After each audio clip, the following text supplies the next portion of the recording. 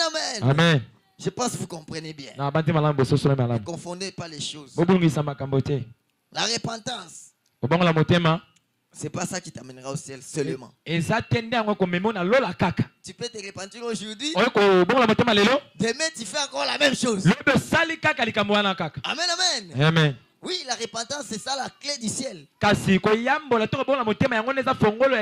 La porte du ciel. Pas la clé, mais la porte. C'est pas la clé du ciel, mais c'est la porte du ciel. La repentance t'amène jusque dans la présence de Dieu. Devant la porte. Amen, amen. Amen. Alléluia. Amen. Mais ce qui te fera entrer, c'est la clé qui est l'amour. En d'autres termes, la foi. Amen, amen. Amen. Nous continuons. Merci Seigneur. Nous sommes dans la prédication. La manifestation de l'esprit.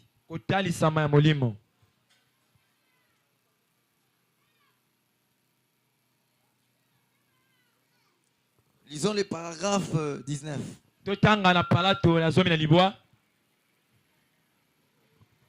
Frère Branham dit ceci.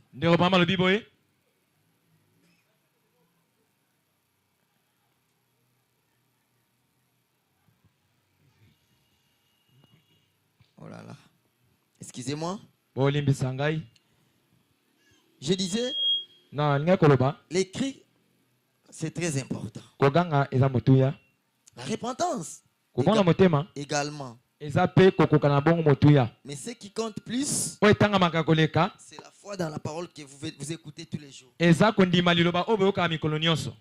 Sinon, cela ne vous servira à rien.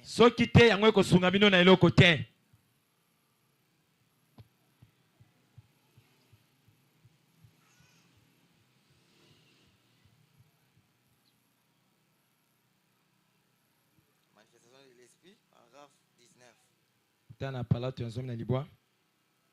Écoutez lui-même.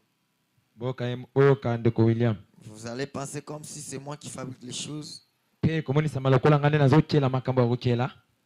Bon, je suis arrivé.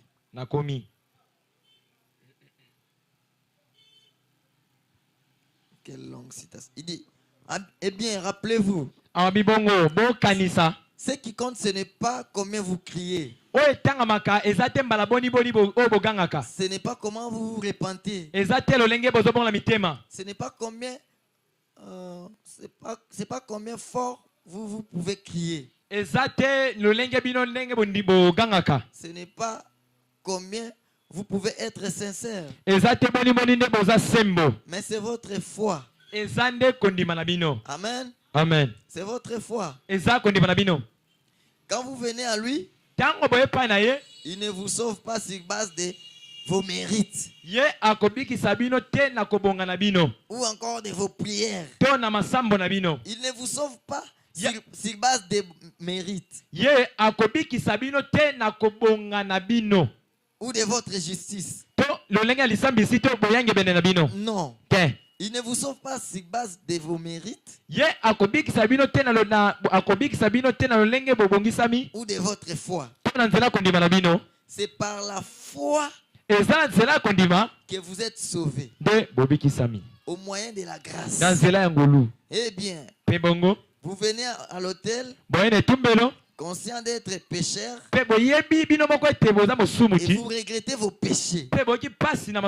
Vous vous repentez de ce que vous avez fait et vous pouvez rester là et crier semaine après semaine. Cela ne vous sauvera jamais tant que vous ne croyez pas dans votre cœur que vous êtes sauvés.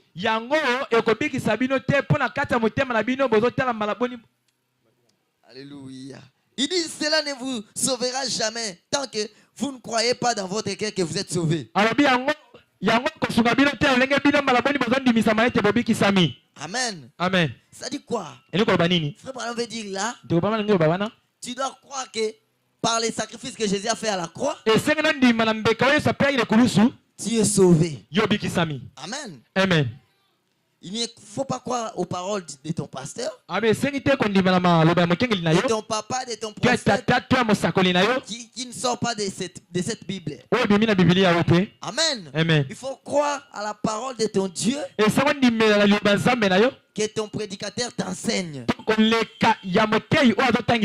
Amen. Amen. Alors Jésus a fait un sacrifice à la croix. Le sacrifice parfait. Nous qui autrefois vivaient dans le péché, on était esclaves de la loi. Ne touche pas. Ne fais pas ceci. Tu n'en mangeras pas. Car le jour où tu en mangeras, tu mourras certainement. L'homme pouvait tout faire pour rester dans la volonté de Dieu, ne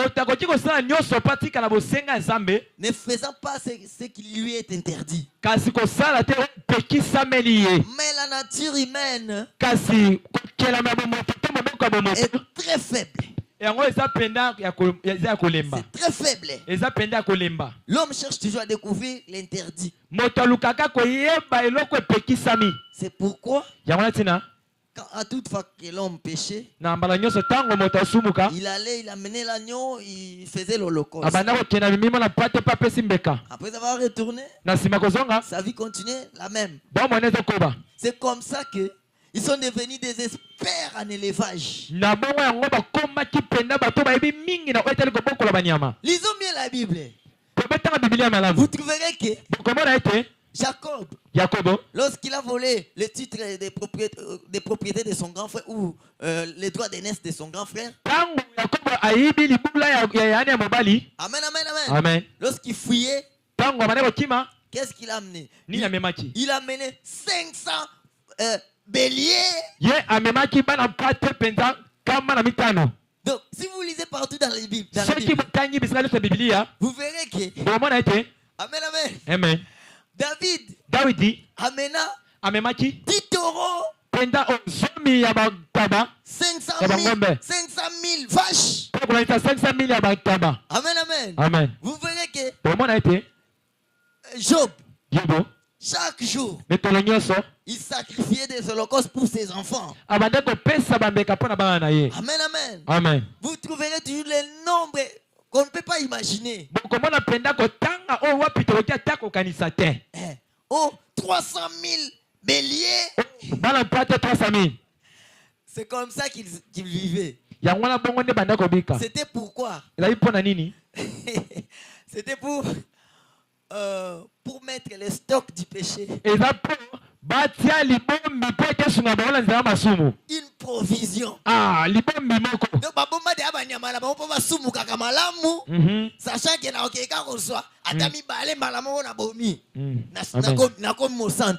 vous voyez? Donc la loi a amené encore l'homme à être pur, à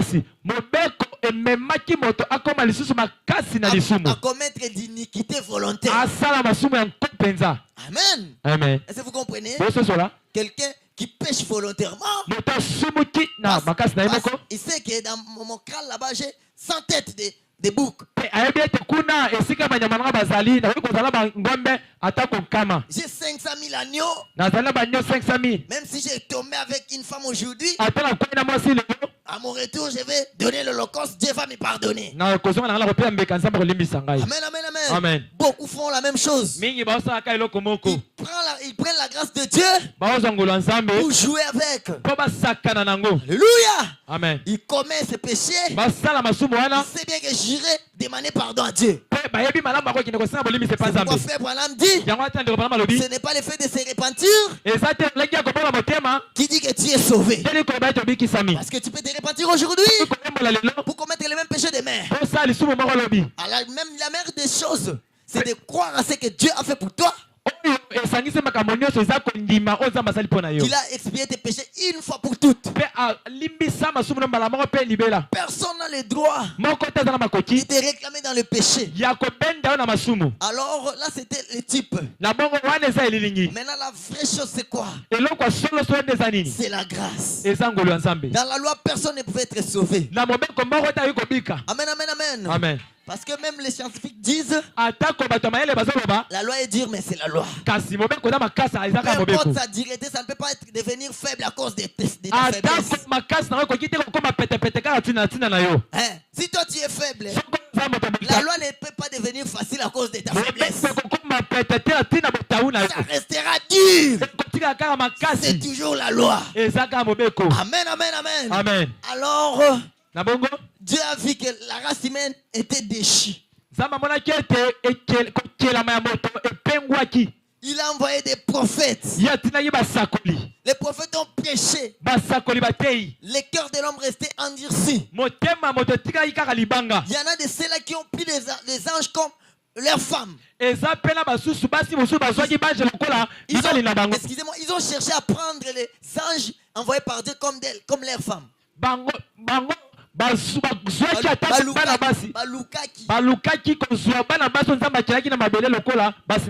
Écoutez un peu. Le péché a envahi la terre à tel point que les gens péchaient sans pitié. Dieu les envoyait les prophètes. Ils ne les écoutaient pas. Dieu les envoyait même les anges pour les avertir d'abandonner les péchés. Mais ils ont eu l'intention de faire ces anges-là leurs femmes. Amen, amen. Amen. C'était au Sodome. Et Dieu les a aveuglés. Il a fait sortir seulement sa famille qui était Lot, ses enfants et sa femme. Amen, amen. Amen. C'est comme ça que les péchés remplissaient toute la terre. Les gens se prenaient entre hommes, femmes entre femmes. C'était la perfection, la perversion totale. On était perdus. Personne pour sauver la race humaine. Mais Dieu dans sa préscience, alors qu'il formait toute la terre, alors qu'il prononçait la parole pour qu'il y ait un ciel et une terre, il savait déjà qu'il y aurait un peuple. Amen, amen. Amen. Même lorsqu'il a placé Gabriel là-bas, non, Lucifer là-bas, il savait que celui-ci va se révolter contre moi. Je vais les projeter sur la terre. Il va amener les maladies, le péché, afin que l'homme puisse tomber. Et après, qu'est-ce que je ferai? Je descendrai moi-même pour aller les chercher et les ramener là où je suis. Voilà, tout a été déjà prédestiné. Amen, amen, amen. Amen. Mais malheur à celui qui va tomber dans le filet de Dieu pour être l'occasion de chute. Amen, amen, amen. Amen. C'est comme ça que le péché a envahi la terre. Nous l'avons lu. Et l'homme était perdu. Adam qui donnait les ordres aux animaux. Frère Branham dit il pouvait se tenir là et calmer le vent qui dérangeait les cheveux de sa femme Ève. Dire au vent, calme-toi. Et le vent s'arrêtait. Maintenant l'homme a perdu tous ses pouvoirs à cause du péché. Bien-aimé, le péché nous éloigne loin de Dieu. Fais d'abord un exercice. Quand tu es dans la vie du péché, tu n'auras pas la force pour la prière. Tu fuiras la communion avec les bien-aimés. Quand tu entends la voix d'un frère, Tu te caches dans la maison. Je vous dis la vérité. Je l'ai expérimenté plusieurs fois comme ça. Tu fais quelque chose qui n'est pas bon. Ça te donne une culpabilité au point que ça t'enlève même le désir de prier. Et si tu te laisses comme ça, et s'il c'est fini. Amen, amen. Amen. La chose à faire, c'est quoi? Se relever, prier et chasser cet esprit. Prendre une ferme décision de ne plus répéter cela. Amen, amen. Amen. C'est comme ça que nous marchons dans ces pèlerinages difficiles. Jésus-Christ. Je vous disais, lorsqu'il a vu que l'homme était déchu, il a dit, il faut que je descende moi-même. Amen, amen. Et ce n'était pas la première fois que Dieu a laissé pour descendre en faveur de ses enfants.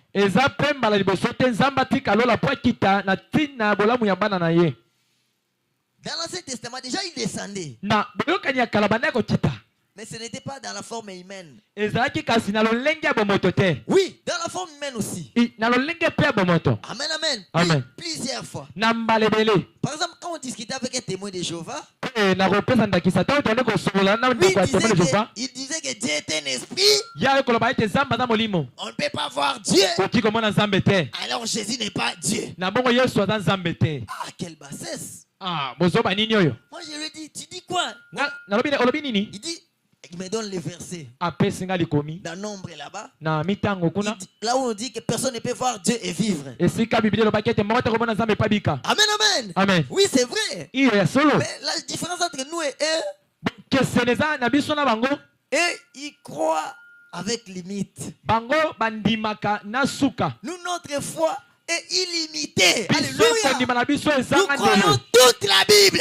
Gloire au Seigneur Jésus. Amen. Je lui ai dit, ce que tu dis, c'est la vérité, j'ai dit Amen. Maintenant, prenons un peu l'histoire des 3 Hébreux dans la fournaise ardente. Alléluia. Amen. Le roi a dit, n'est-ce pas qu'on avait jeté 3 jeunes hommes? Mais pourquoi je vois 4 personnes? Est-ce qu'il avait dit je vois 4 esprits? Ou soit je vois 3 personnes et un esprit? Je vois combien de personnes? 4 personnes. Acclamons pour le Seigneur Jésus. Alléluia. Amen. Je lui ai demandé encore. Lisons ici en Genèse. Ici on voit que Jacob pria le Seigneur toute la nuit. Alléluia. Amen. Et vers l'aube, voilà, il entend quelqu'un lui apparaît. Alléluia. Amen. Lorsqu'il lui fixa, il court, il l'attrape. Dieu dit, laisse-moi. Laisse-moi. Il fait déjà jour. Jacob dit, je ne te laisserai pas. Je ne te lâcherai pas. Jusqu'à ce que tu ailles me bénir. Amen, amen, amen. Amen. Il lui demande, qui est ton nom? Je m'appelle Jacob. Désormais, tu seras appelé Israël. Laisse-moi alors. Non, bénis-moi, Seigneur. Dieu lui donne un gifle. Jusqu'à ce qu'il va s'emboîter. Il resta déformé. Amen, amen. La Bible dit, Jacob lutta toute la nuit avec l'Éternel. Est-ce que c'était un esprit? Amen, amen, amen. Non. Je lui ai donné beaucoup d'exemples. Amen. Amen. C'est pour dire que notre Dieu a déjà visité plusieurs fois la terre sous la forme humaine. Abraham était là, assis sous les chaînes de Mamré, méditant les livres. Gloire au Seigneur. Amen. Après, il jette les regards. Il aperçoit 3 personnes. Amen, amen. Amen. Ce n'était pas 3 esprits. 3 personnes s'approchèrent. Celui diminué était comme fils du Dieu vivant. Alléluia. Alléluia. Amen. Et Abraham courut. Ne passez pas loin de votre serviteur. Approchez-vous. Prenez place. Déposez-vous un peu. Il amena de l'eau. Il lava les pieds. Alléluia. Amen. Il lava même les pieds du Créateur lui-même. Il va donner l'ordre à Sarah. Prépare un petit maléwa très rapidement. Pour donner à ces étrangers qui sont venus nous visiter. Si nous lisons, c'est dans Genèse chapitre 28. L'Éternel mangea. Alléluia. Et bidilé.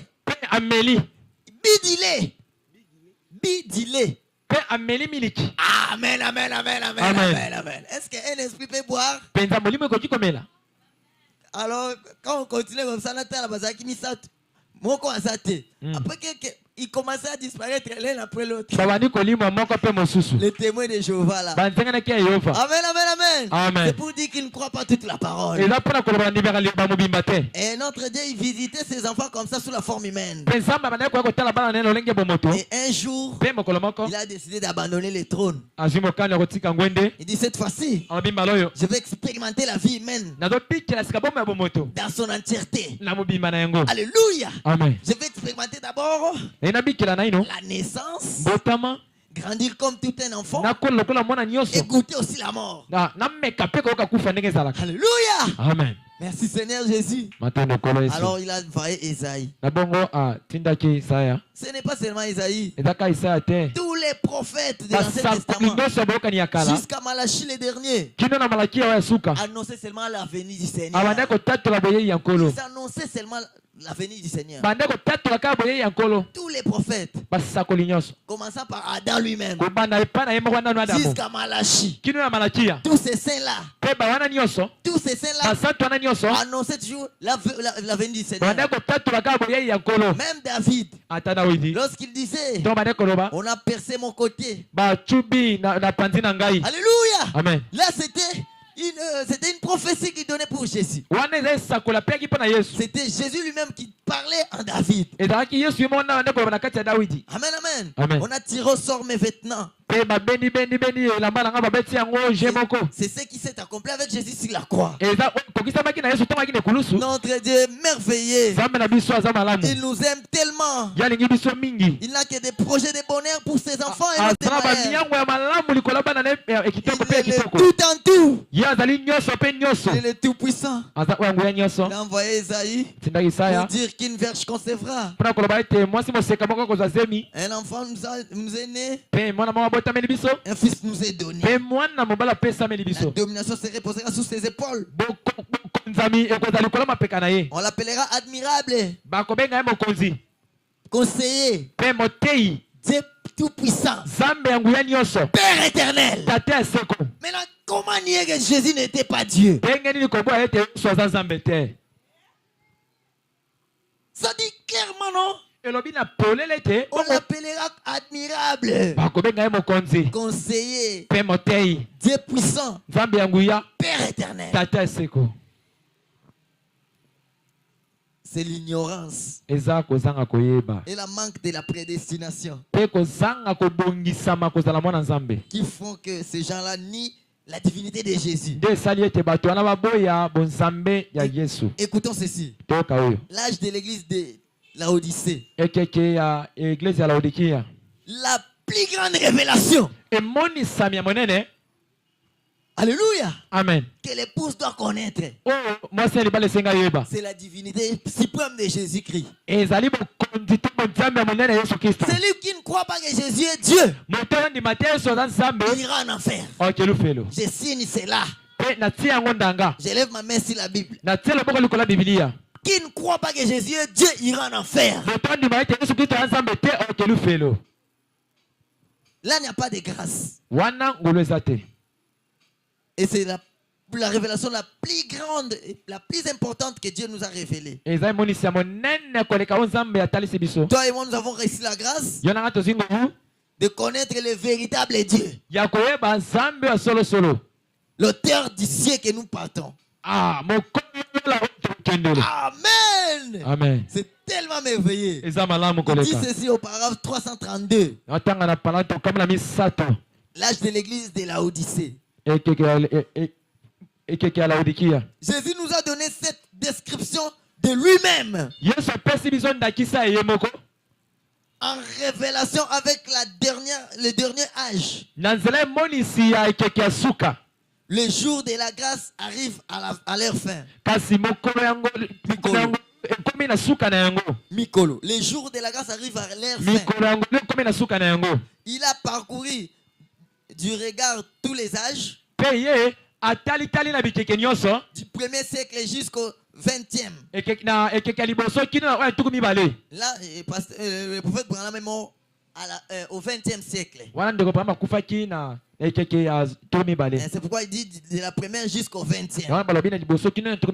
Maintenant, nous ici, nous sommes à au 22e siècle. Au 21e siècle.